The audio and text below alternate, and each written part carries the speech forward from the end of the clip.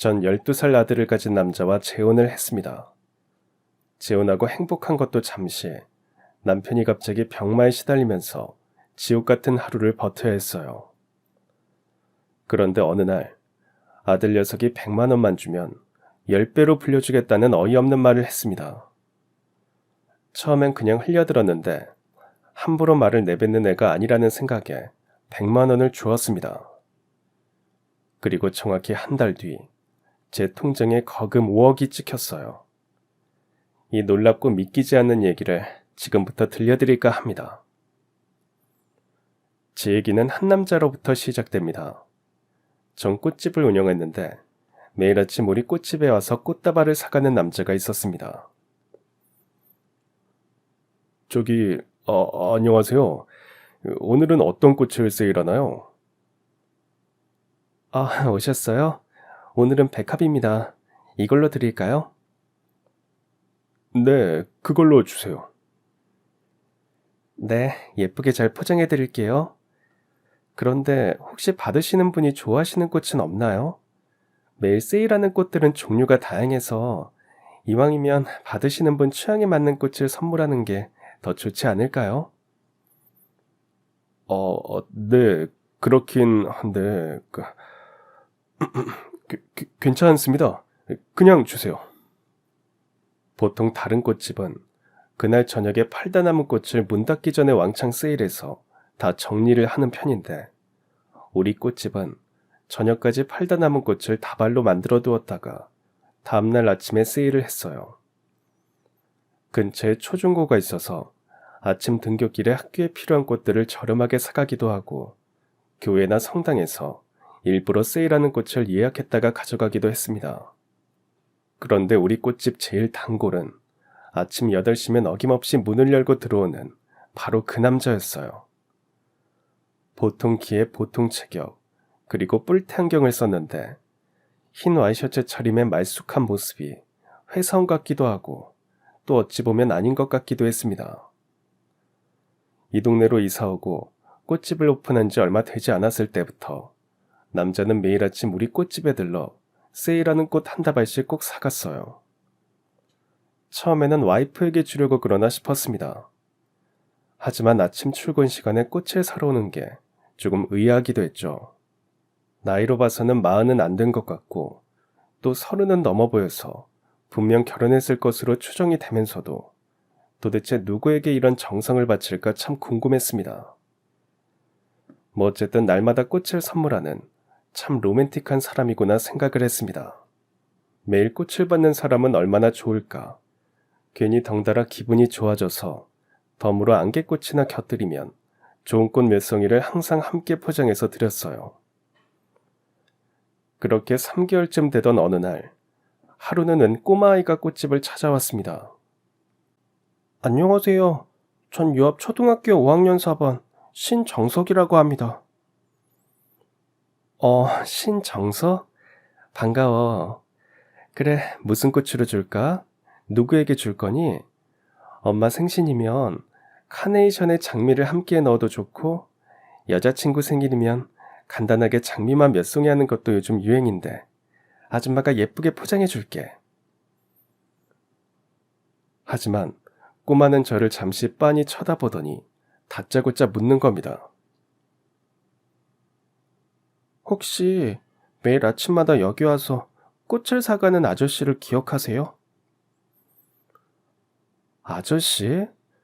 아, 그래. 매일 꽃 사가시는 분이 있긴 한데, 왜? 그분이 우리 아빠예요. 근데 우리 아빠가 왜 매일 꽃을 사가는지는 혹시 아시나요?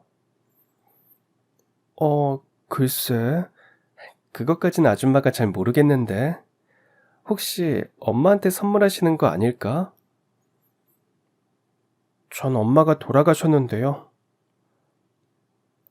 그렇구나. 미안해. 근데 아줌마도 아빠가 왜 매일 꽃다발을 사가시는지는 몰라. 그런데 왜? 그러자 꼬마는 좀 한심하다는 듯이 저를 보더니 당돌하게 말을 하고 나갔습니다. 우리 아빠는 정작 꽃에는 관심 없어요. 그게 무슨 말이니? 꽃 파는 아줌마에게 관심이 있는 거라고요. 꼬마는 그 말만 훅 던지고는 밖으로 뛰어나갔어요.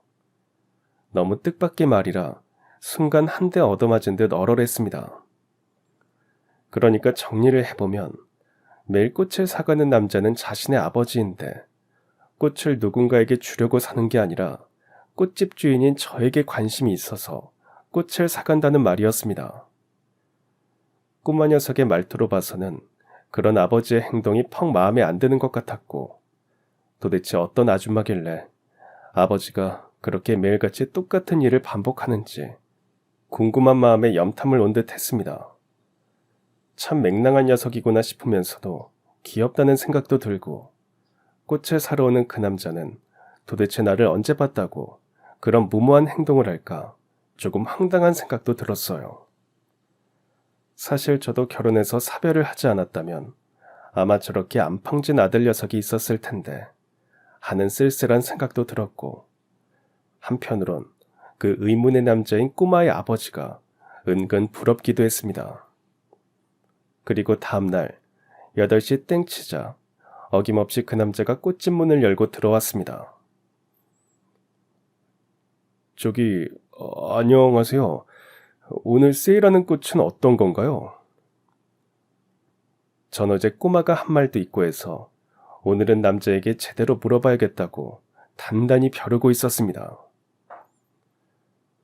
혹시 매일 꽃을 사가시는 이유를 여쭤봐도 될까요? 전 꼬마 얘기는 꺼내지 않았습니다. 아버지의 행동에 대해서 별로 좋아하는 것 같지 않아서 괜히 제가 부자지간에 끼어들어 분란을 일으키는 존재는 되고 싶지 않았어요. 제 갑작스런 질문에 남자는 다소 당황하는 눈치였지만 곧 뭔가 큰 결심을 한 듯 비장하게 말을 했습니다. 매일 꽃을 사러 온 이유는 사실 꽃집 사장님을 보려고 그랬습니다. 그렇다고 저 이상한 사람 절대 아닙니다. 혹시 저 기억 못하세요? 제 질문에 오히려 되묻는 남자의 얼굴을 그제야 유심히 봤습니다. 하지만 아는 사람이 아니었어요. 제가 아는 분이신가요? 제가 사람 얼굴을 잘 기억 못하는 편이긴 한데 손님 얼굴은 제가 잘 모르는 분이 확실한데요. 하긴 제가 너무 평범하게 생겨서 기억 못할 수도 있겠네요. 그러더니 갑자기 제 앞에 무릎을 꿇고는 꽃다발을 내밀면서 우렁차게 말하는 겁니다. 이 나이에 쑥스럽지만 사실 첫눈에 반했고 석 달 동안 짝사랑만 하다가 저도 이제 더는 안 되겠다고 생각했습니다. 전 지금까지 운명은 믿지 않았는데 사장님 만나고 이제 운명을 믿기로 했어요. 그러니까 이 꽃다발 받아주시고 저 한번 만나보세요.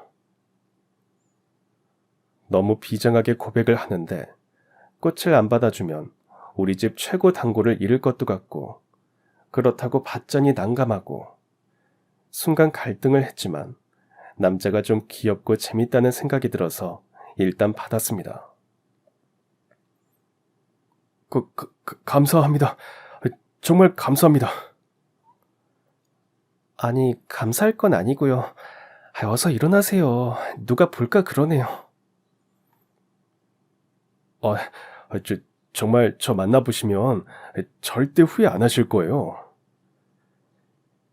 그런데 생각보다 제가 별 볼 일 없을 겁니다.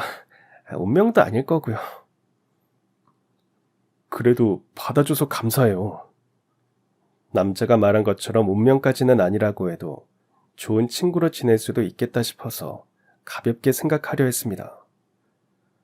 저도 사별하고 5년이 지난 뒤라 마음이 허전하고 쓸쓸한 것도 있었지만 이 남자가 운명 타령을 하는 것이 촌스럽고 순수해 보여서 살짝 호기심이 동하기도 했고요. 저는 한동수라고 해요. 나이는 37이고 아파트도 있고 예금도 좀 있고 그리고 또 뭐가 있지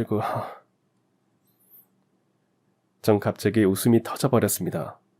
혼자서 상기된 채 너무 앞서가는 모습이 꼭 사춘기 소년 같았어요. 뭘 하시는데요? 저는 이 앞에서 부동산을 하고 있습니다. 아, 그제야 기억이 났습니다.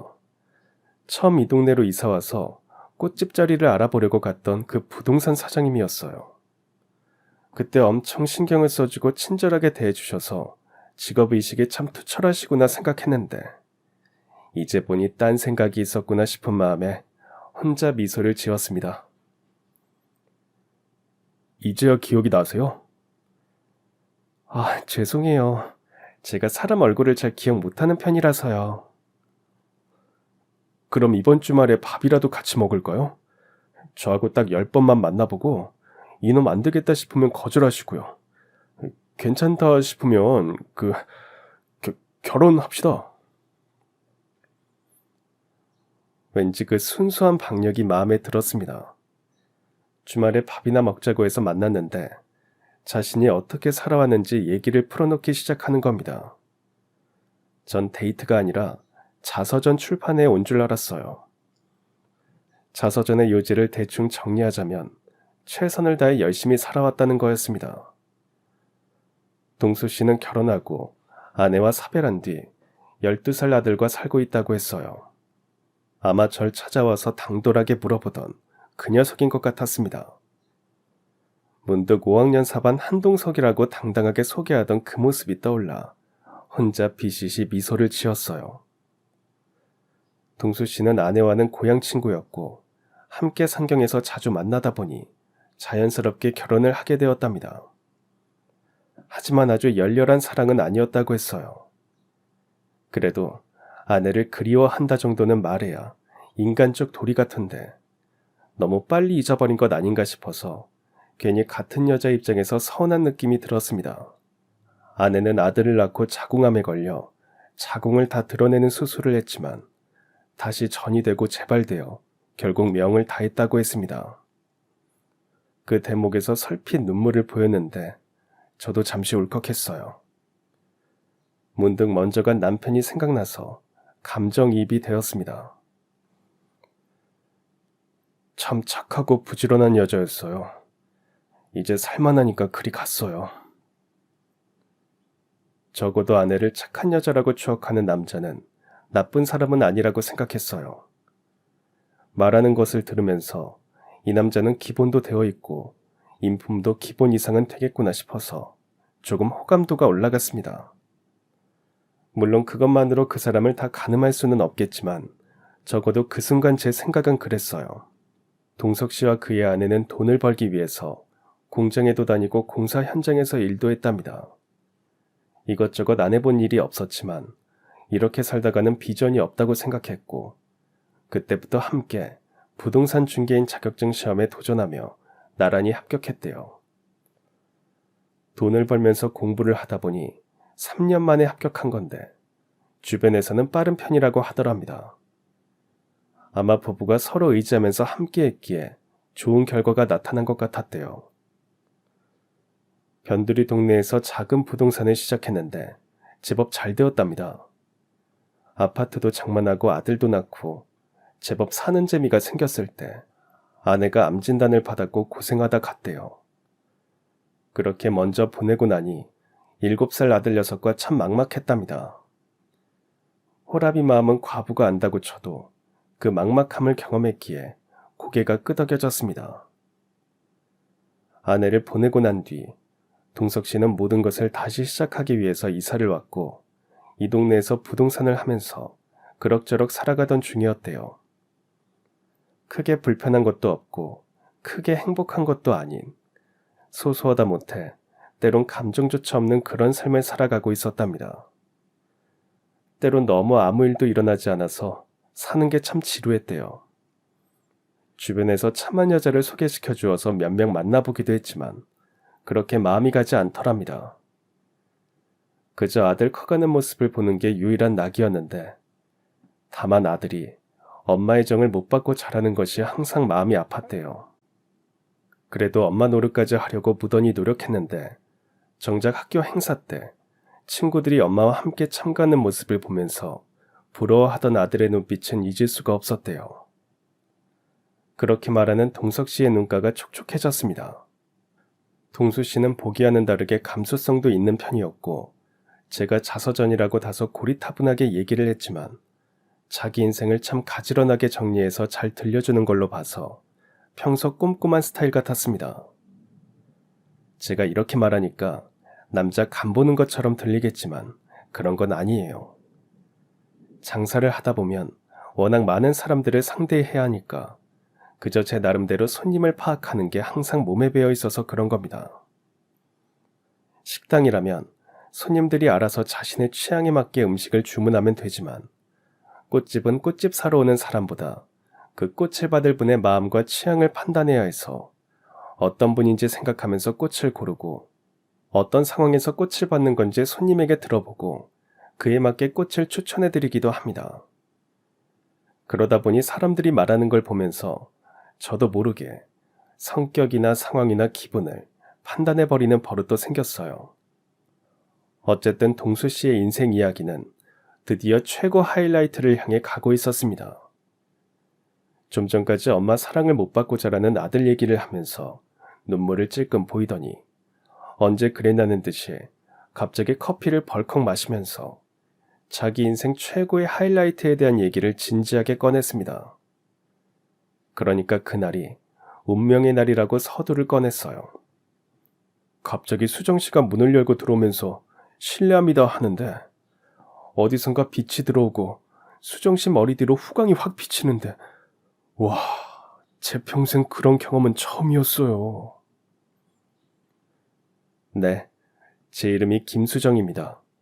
지금 이 사람은 제가 들어오는 순간 후광이 비치면서 눈이 부셨고 제가 연예인 뺨칠 정도로 아름다웠다고 엄청 오버해서 얘기하는 중이에요. 그 순간 가슴이 쿵 하고 저 바닥으로 곤두박질 치면서 온몸이 바들바들 떨리고 말문이 막히는데, 이게 인연인가? 운명인가? 갑자기 내가 왜 이러지? 정말 온갖 감정과 생각이 다 엉켜서 한동안 잠을 이룰 수가 없었어요. 순간 알았습니다. 제가 불치병에 걸린 걸 말입니다. 그것도 이중 불치병이었어요. 짝사랑의 상사병.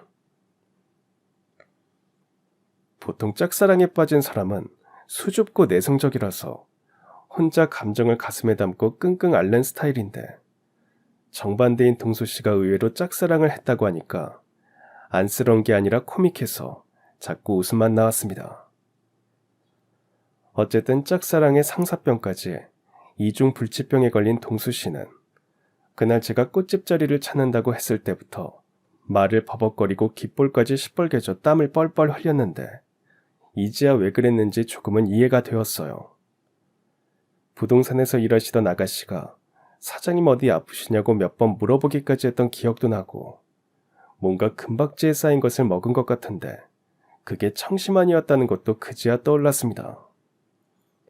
암튼 동수 씨는 그날이 운명적인 날이었고 인생 최고의 하이라이트였다고 말했어요.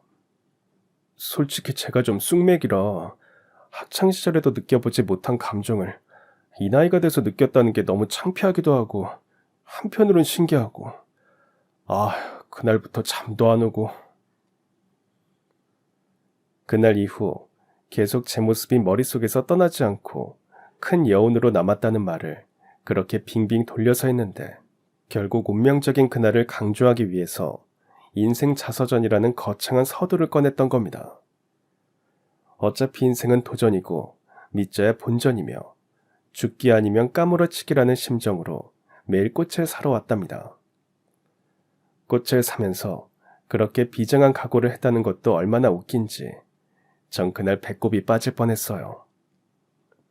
언젠가는 자신을 알아봐 주겠지 하는 소극적인 방법으로 때를 기다리며 꽃을 사기 시작한 지 3개월째.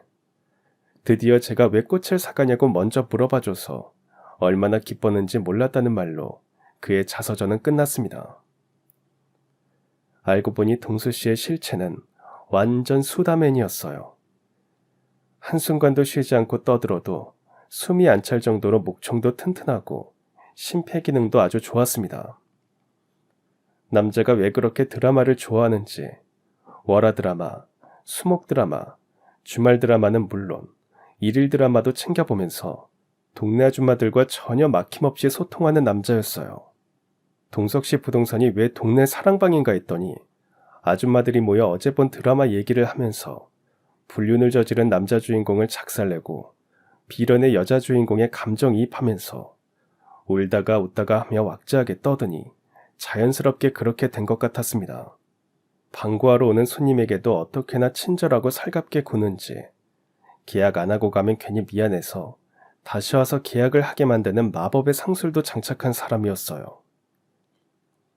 사실 전 동수 씨가 매일 꽃다발을 사러 올 때만 해도 꽤 낭만적인 남자구나 생각했는데 데이트할 때 그는 예상외로 아주 짠돌이었습니다.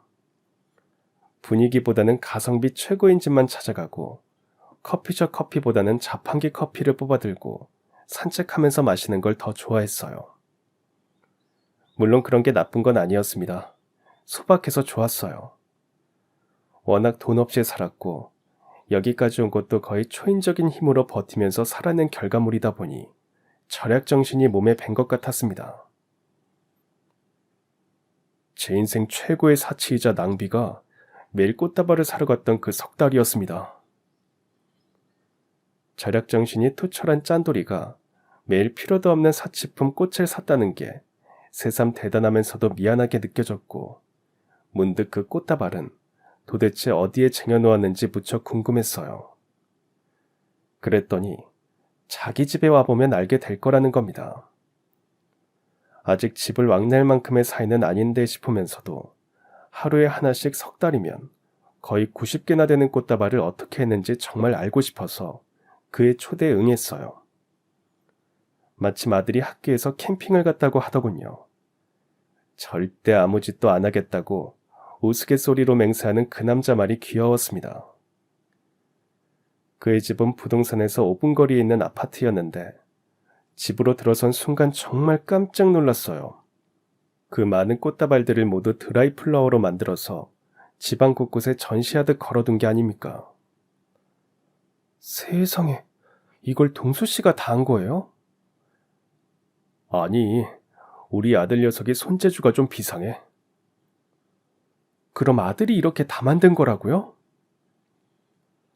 그 깜찍한 녀석은 손재주도 좋고 머리도 비상하답니다. 초등 발명대회 나가면 상도 거의 휩쓴대요.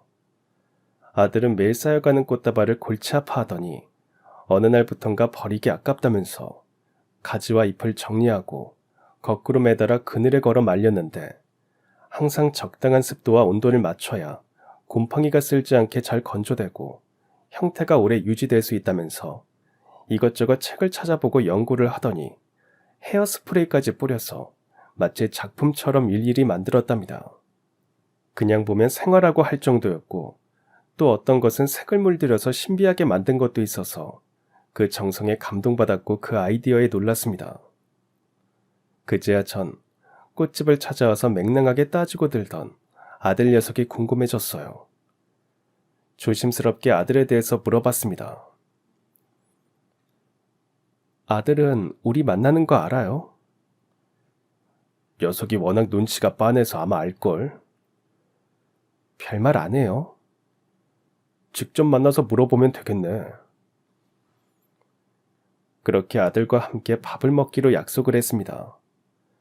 동수 씨에 대한 제 마음은 친구 이상임을 확인했지만 재혼을 전제로 하게 될 때 제일 먼저 걸리는 게 아이였어요. 제가 아이가 없다 보니 동수 씨 아들을 어떻게 대해야 할지도 모르겠고 혹여 그 아이가 나를 나쁘게 생각하면 어쩌나 하는 마음 때문에 쉽게 판단하기 힘들었습니다. 세상 편견이라는 게 있잖아요. 계모라고 하면 일단 안 좋게 보는 것도 조금 부담스러웠어요. 아들은 예상대로 만나자마자 자기 아버지와 결혼할 거냐고 물었어요. 동석이 생각은 어떤데? 제 의견이 중요해요? 이건 아버지나 아줌마만의 문제는 아니니까 동석이 생각도 듣고 싶은데. 어차피 제가 아줌마를 책임질 것도 아니잖아요. 전 상관없어요. 아들이 그렇게 말하자 옆에 앉아서 나름 긴장하고 있던 동수 씨가 버럭했습니다. 이 녀석아, 무슨 말이 그래? 아빠랑 아줌마가 결혼을 하게 되면 너에게 새엄마가 생기는 건데 상관없다니. 좀 진지하게 생각하고 대답할 수 없어? 아줌마 민망하게. 아빠하고 아줌마만 좋으면 되는 거 아니에요? 전 뭐 어차피 나중에 크면 독립해서 나갈 건데 아줌마가 나쁜 사람만 아니면 되는 거죠. 아, 나, 나 나쁜 사람은 아니야. 알아요. 알아? 어떻게? 다른 꽃집은 세일하는 꽃들이 팔다 남은 거라 거의 시들하고 금방 죽는데 아줌마 꽃집은 아무리 팔다 남은 거라고 해도 시든 건 버리고 되도록 싱싱한 걸로 잘 포장해서 주잖아요. 그걸 보니까 양심은 있는 사람이구나 생각했어요. 제가 그거 전부 드라이 플라워 하면서 이미 느끼고 있었어요. 아이고. 이 맹랑한 녀석이 제 아들입니다. 동수 씨는 아들의 말을 흡족해하고 저는 뭉클해서 녀석을 꽉 깨물어주고 싶었지만 참았습니다. 애들은 참 솔직하죠. 나쁜 사람 같지 않다는 말만 들어도 휴, 한 곱이 넘겼구나 싶었습니다. 그리고 집에 와서 다시 곰곰이 생각해보니 아빠가 아줌마를 책임질 거니까 상관없다는 말도 아버지 마음을 이해한다는 뜻으로 해석이 되는 거예요. 제가 너무 좋은 쪽으로만 생각한 건지 모르겠지만 녀석이 볼수록 기특하고 귀엽고 그랬습니다. 전 동석이와 친해지려고 매일 문자도 했어요. 드라이 플라워를 잘 만드는 비법도 공유하고 가끔 수업 끝나고 집에 갈 때 잠시 오라고 해서 직접 구운 쿠키도 나눠 먹고 했습니다. 동석이는 꽃집에서 드라이 플라워를 팔면 시든 꽃을 재활용할 수 있어 손해도 줄고 환경도 살리고 손님들은 영원히 시들지 않은 꽃을 살 수 있으니까 일석삼조가 아니냐고 장사 팁까지 전수하면서 의외로 저와 말도 잘 통했습니다. 동석아, 아줌마가 말이야. 동석이 보면서 결심을 했어. 동석이 새엄마가 되고 싶다고 말이야. 어때? 난 또 어차피 우리 아빠랑 결혼하실 거잖아요. 저 불러서 친하게 지내는 것도 그런 거고요. 그래도 동석이 네가 정식으로 허락해주면 아줌마가 참 좋겠는데. 동석은 잠시 비장한 표정을 짓더니 허락, 그렇게 딱 한마디 하고는 자기도 겸연쩍은 듯 냅다 주랭랑을 쳤습니다. 부자지간에 딴 건 몰라도 귀여운 건 정말 꼭 닮았어요. 그렇게 전 재혼을 했습니다. 초혼에선 석 달 만에 과부가 되었는데 그래서 다시 결혼하는 것에 약간의 불안과 망설임이 있었는데 이 남자의 아내로 이 아이의 엄마로 살아보고 싶다는 용기가 생기게 되었고 제 삶도 다시 새롭게 색칠해서 멋진 그림을 그려보고 싶어졌습니다. 전 결혼 며칠을 앞두고 동수 씨에게 제 얘기를 드디어 했어요. 동수 씨는 처음부터 자신의 자서전을 줄줄이 읊었지만 전 그렇게 할 말이 많은 것도 아니었고 그때만 해도 재혼에 대한 생각이 없어서 미루고 미루었던 얘기를 드디어 하게 되었습니다. 이건 일종의 통과 의례 같은 거였어요. 새로운 출발을 잘 하기 위해서 옛일에 대해 한 번은 정리하자는 차원도 있었고요. 동수 씨는 제가 굳이 말을 안 하는데 물을 필요가 없다고 생각했지만 그래도 제 첫 결혼 생활이 어땠는지 궁금할 것 같았습니다. 한마디로 아주 평범했어요.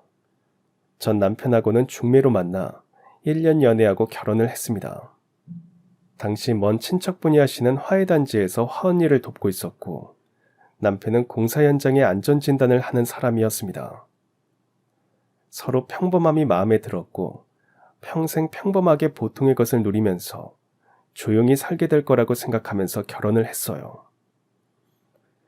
하지만 남편은 거의 일주일 내내 지방의 공사 현장들마다 출장을 다녔고 결혼한 지 석 달 만에 과로사로 숨을 거두었습니다. 주말에 집에 오기로 했는데 아무리 기다려도 오지 않았고 걱정이 되어서 나가보니 집 앞에 주차된 차 안에서 잠자듯 숨을 거둔 상태였습니다. 오래 아팠거나 처참한 사고는 아니었지만 신혼의 단꿈이 채 깨기도 전에 홀로 된다는 건 정말 상상하지도 않았고 전 한동안 잠을 이룰 수 없을 정도로 깊은 충격에 빠졌습니다. 남편을 깊이 사랑했던 건 아니었지만 깊이 신뢰했습니다. 그 사람이 가고 난 뒤에야 저는 열심히 사랑해주지 못한 게 내내 후회가 되었고 마음이 아팠어요. 평범한 것이 가장 어렵지만 가장 좋은 거라는 주변 사람들의 말만 믿고 전 그저 평범하고 보통의 사랑만 했고 결혼 생활 내내 그냥 평범하게 아무 일 없이 평탄하게 지나가는 일상에 매몰되어서 남편에게 아무것도 해주지 못한 게 정말 미안했습니다. 남편의 흔적이 남겨진 신혼집에서 살 수가 없어서 낯선 곳으로 이사를 갔고 거기서 5년을 살았어요. 그때 친구가 하는 꽃집에서 일을 했고 나중에 그 꽃집을 인수하면서 본격적으로 이 업을 하게 되었습니다. 그리고 그 다음은 동수 씨가 말한 그 운명 같은 일이 시작되었고 전 매일 꽃을 사러 오는 이 남자와 초원보다는 좀 더 열렬한 마음으로 좀 더 행복해지고 싶은 마음으로 재혼을 하게 되었어요. 신혼집은 남편이 살던 아파트로 제가 들어가는 걸로 했고 특별히 혼수나 예당 그런 것도 하지 않았습니다. 동수 씨나 제 쪽으로 가까운 친척이 별로 없었거든요. 동석 씨도 부모님이 돌아가시고 위로 누나가 있었지만 누나도 죽고 매형만 있었습니다. 저도 부모님이 어려서 이혼하시고 엄마 손에 자랐는데 엄마도 제가 첫 결혼하기 전에 돌아가셔서 거의 혼자였어요. 결혼하고도 크게 달라진 것은 없었습니다. 달라진 걸 굳이 따지자면 남편 부동산이 꽃집에서 불과 50m 거리에 있다 보니 남편이 수시로 꽃집을 들락거려서 나중에는 부동산에 오는 손님들이 아예 우리 꽃집으로 찾아올 지경이 되었다는 겁니다. 전 아침에 동석이를 학교 보내고 난 뒤 남편과 여유있게 아침을 먹고 걸어서 5분 거리에 있는 꽃집으로 출근을 했고 남편 역시 부동산으로 출근 도장만 찍고 바로 자판기 커피를 뽑아들고 꽃집에 와서 노닥거리다가 점심을 함께 먹고 저녁에도 함께 손잡고 퇴근을 했습니다. 그런데도 남편은 수시로 문자를 했어요. 사랑한다. 예쁘다. 오늘은 더 예쁘다. 내일도 더 예쁘겠지 등등. 정말 닭살 멘트를 한가득 쏟아냈습니다. 그뿐이 아니에요. 보고 있어도 늘 보고 싶다면서 안아주고 손잡아주고 뽀뽀는 하루에 3번은 무조건 하자고 하는데 느끼하다고 손사래를 치면서도 전 참 행복했습니다. 제가 무슨 복에 이렇게 사랑을 받으며 살게 되었는지 생각할수록 미소가 절로 지어졌고 가슴이 뛰었어요. 사랑을 받아서 그런지 보는 사람마다 얼굴이 폈다고 하질 않나, 애소식은 없냐고 묻지를 않나 정말 민망했습니다. 전 솔직히 아이를 가지고 싶은 마음도 있었지만 남편에게 동석이 하나만 잘 키우자고 먼저 말했어요. 남편은 고맙다고 하면서도 하늘이 주시면 그냥 받자고 했습니다. 우리 동석이도 제가 계모라고 특별히 삐뚤게 굴거나 툴툴대진 않았어요. 재혼하기 전부터 서로 통하는 것도 많았고 대화를 많이 한 것도 있지만 녀석이 워낙 영리해서 갈등의 소지를 만들지 않으려고 노력하는 게 참 기특했습니다. 동석이는 자기 할 일을 알아서 척척 잘했고 공부는 아주 잘하지는 못해도 수학과 과학만은 전교 1등이었어요. 수학이나 과학 경시대회에 나가면 무조건 상을 타왔습니다. 초딩인데 벌써 발명 특허가 3개나 있다면 말 다 했죠. 주변에서는 과학고에 가면 되겠다고 하는데 전 동석이가 원하는 대로 뒷바라지해줄 결심을 했어요.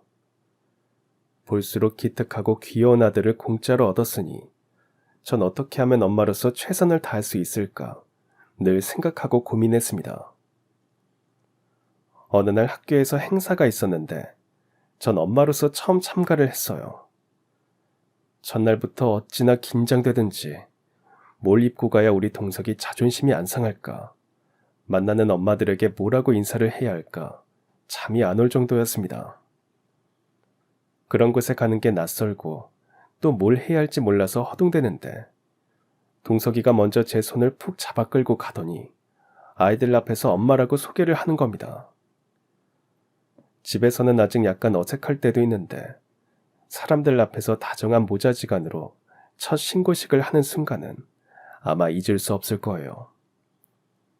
전 우리 아들 손이 그렇게 따뜻한지 처음 알았고 너무 뭉클해서 울음을 참느라 혼이 났습니다.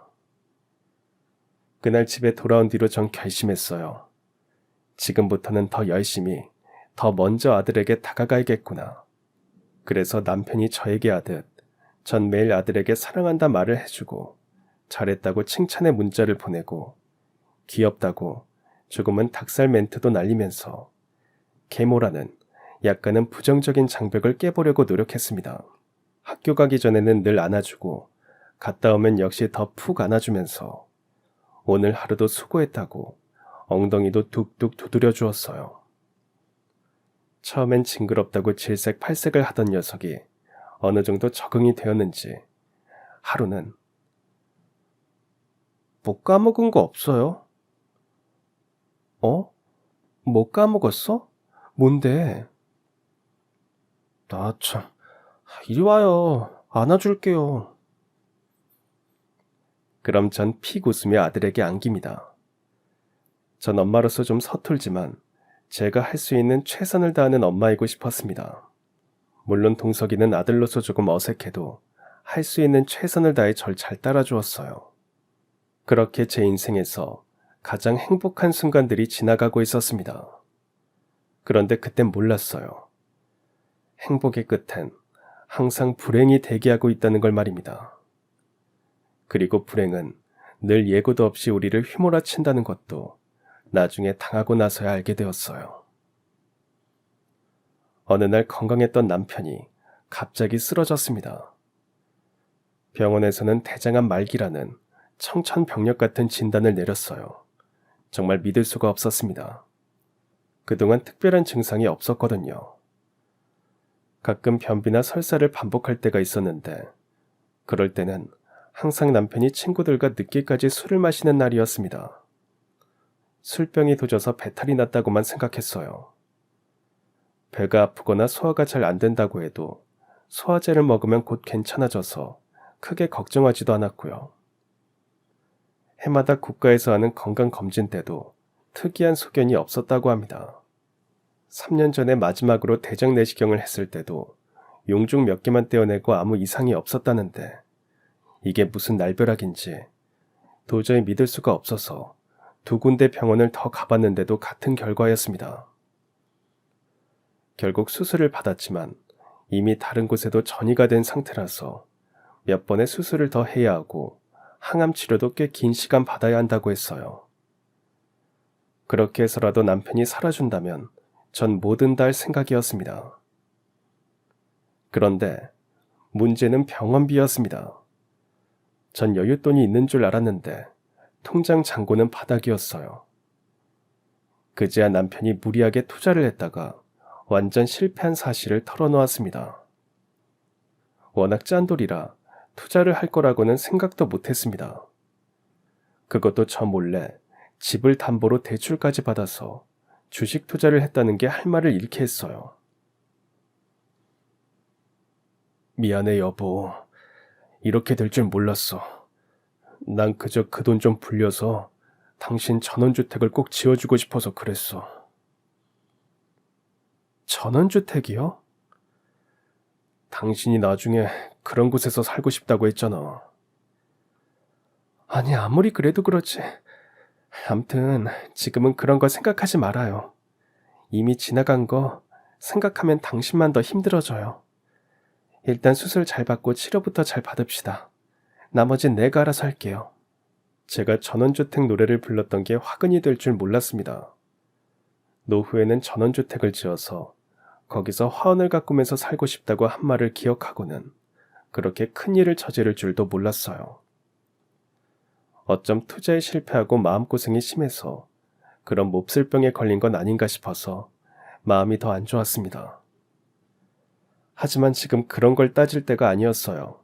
무조건 남편을 살려야 했으니까요. 병원에서는 빨리 수납을 해달라는데 자금 사정을 따져보니 상황은 훨씬 안 좋았습니다.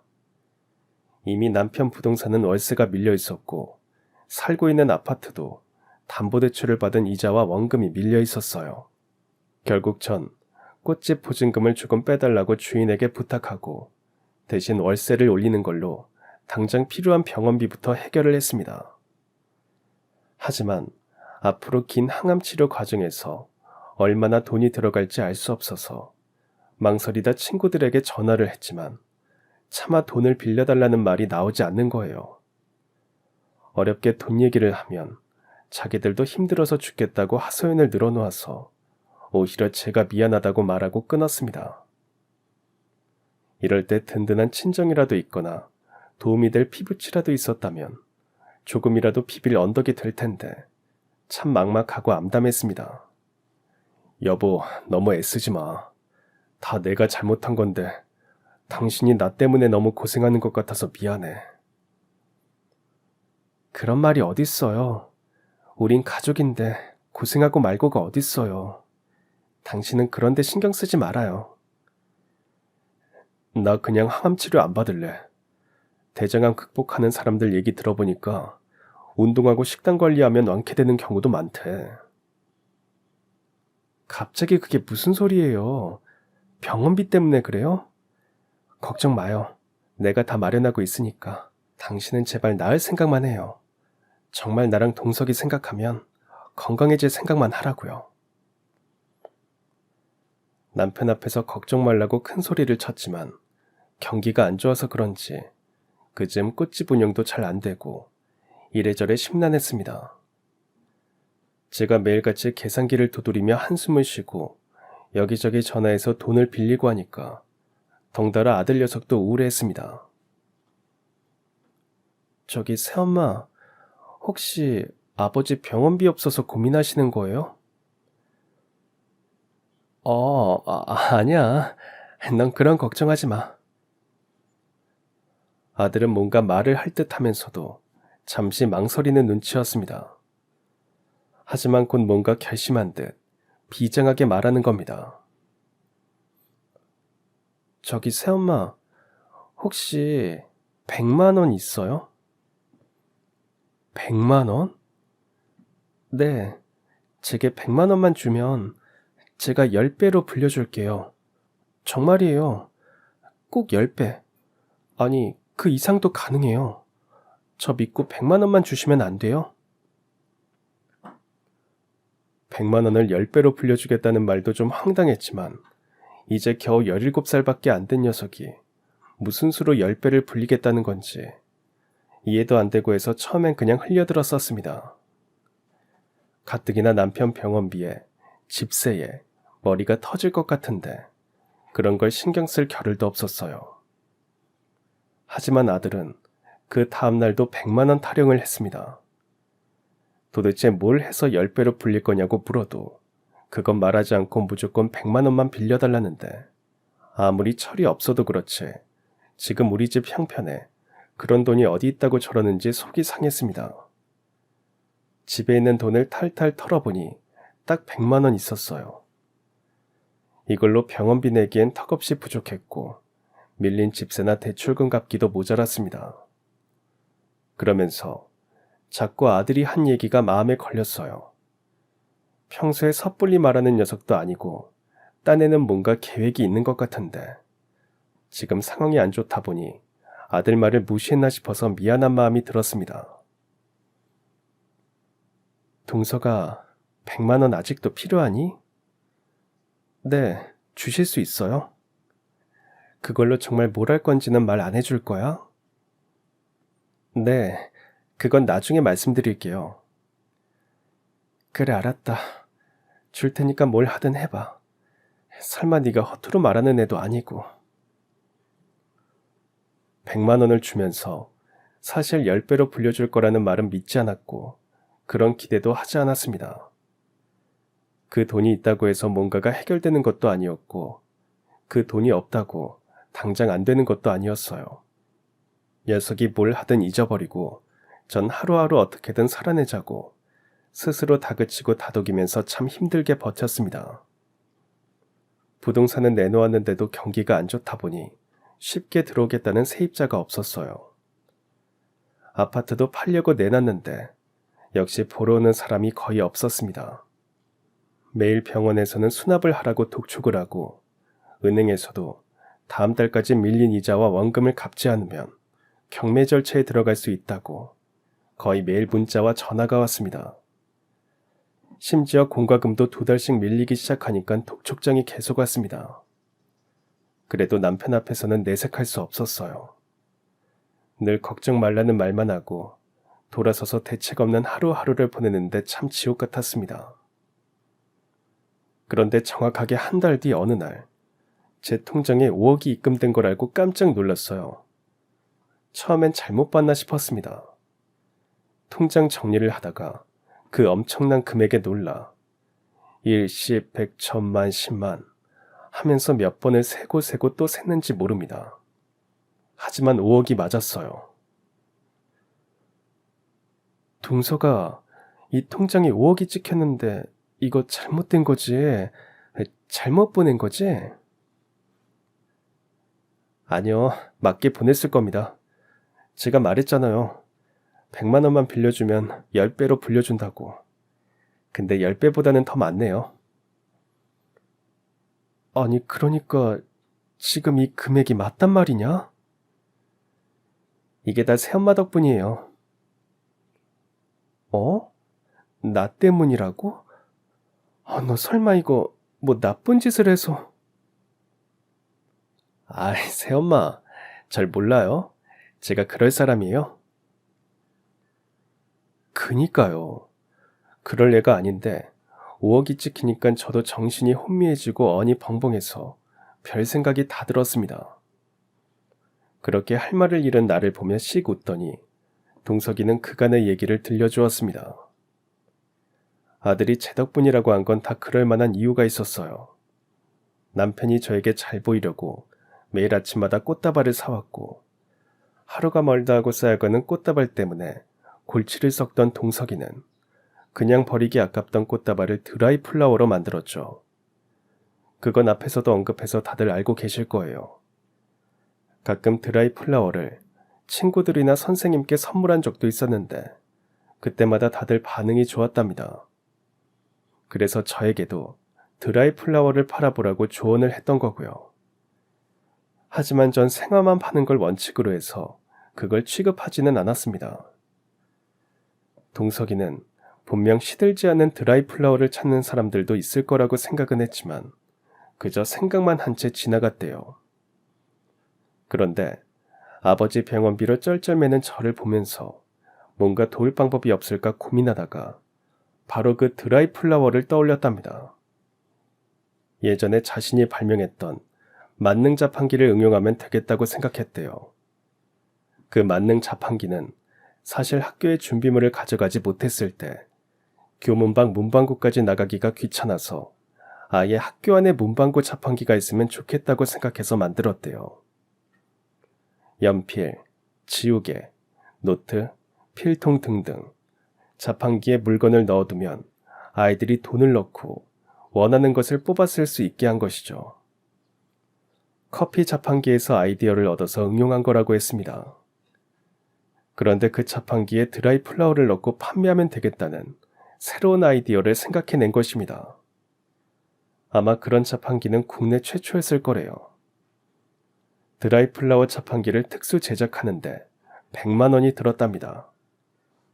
그리고 그걸 학교 앞 문방구 앞에 설치를 했대요. 평소에 문방구 아저씨와 각별한 사이여서 허락을 해주셨고 의외로 반응이 좋았답니다. 그제야 저는 아들 녀석이 매일 시들기 직전에 꽃다발을 달라고 해서 가져갔던 것을 기억했어요. 그땐 팔고 남은 거니까 아무 생각 없이 줬고 또 드라이 플라워를 만들려나 보다고 대충 생각만 했습니다. 드라이 플라워 자판기는 여러 면에서 편견을 깼다는 겁니다.